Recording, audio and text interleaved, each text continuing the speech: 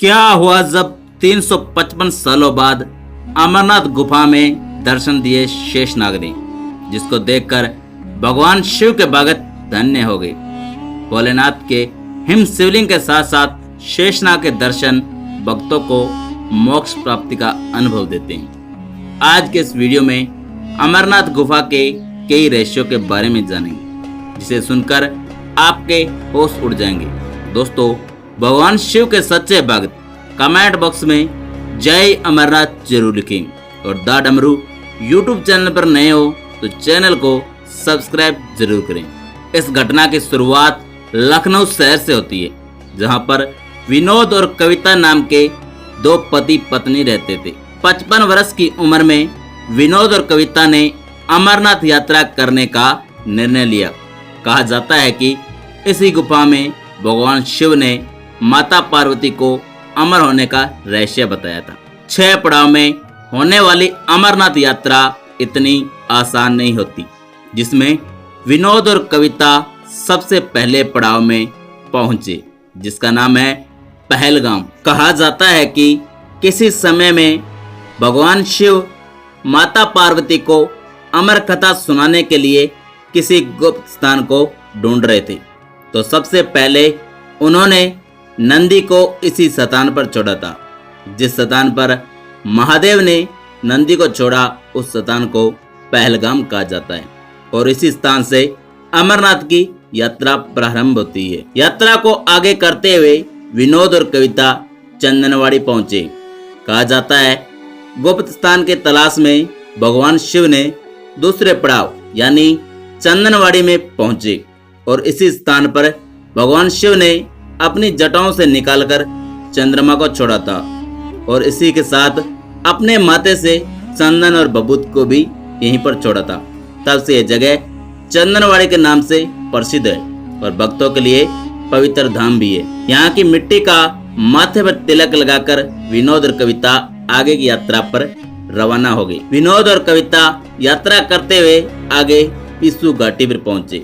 कहा जाता है कि इस घाटी पर पहुंचते पहुंचते यात्रियों की चाल पिस्सू के जैसी हो जाती है, इसलिए इसे पिस्सू घाटी के नाम से जाना जाता है।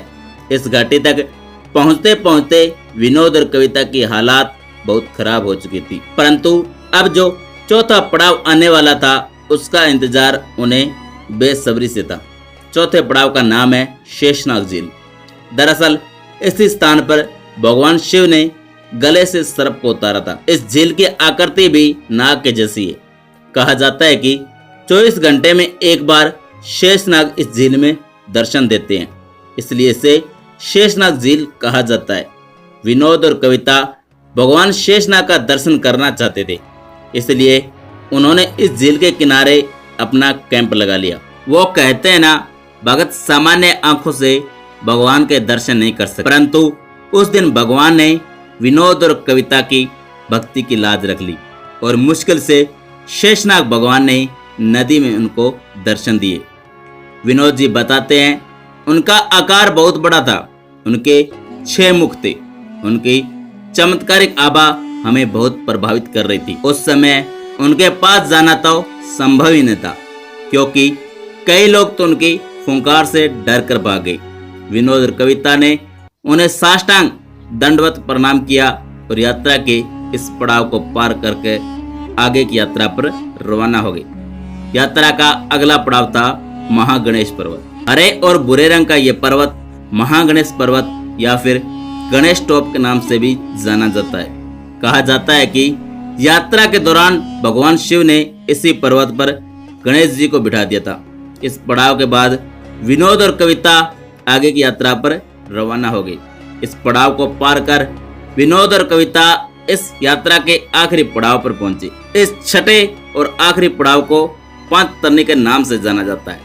कहा जाता है कि इस स्थान पर भगवान शिव की 5 जटाएं बिखरी हुई थी, जिसका प्रतीक है वहां पर बहती हुई 5 नदियां।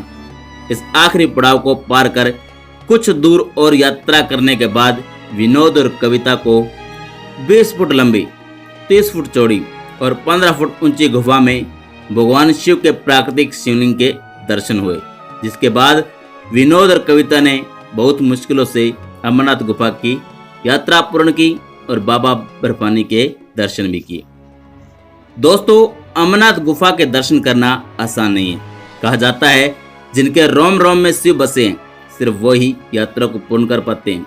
विनोद और कविता की ये बाबा अमरनाथ की यात्रा की घटना कैसी लगी और आपकी क्या राय है, कमेंट बॉक्स में जरूर बताएं। और जिन लोगों ने अभी तक चैनल को सब्सक्राइब नहीं किया है, सब्सक्राइब जरूर करें। हम लाते रहते हैं आपके लिए ऐसी सच्ची घटना। हम मिलते हैं आपको ऐसे नए वीडियो में। तब तक हर हर महादेव।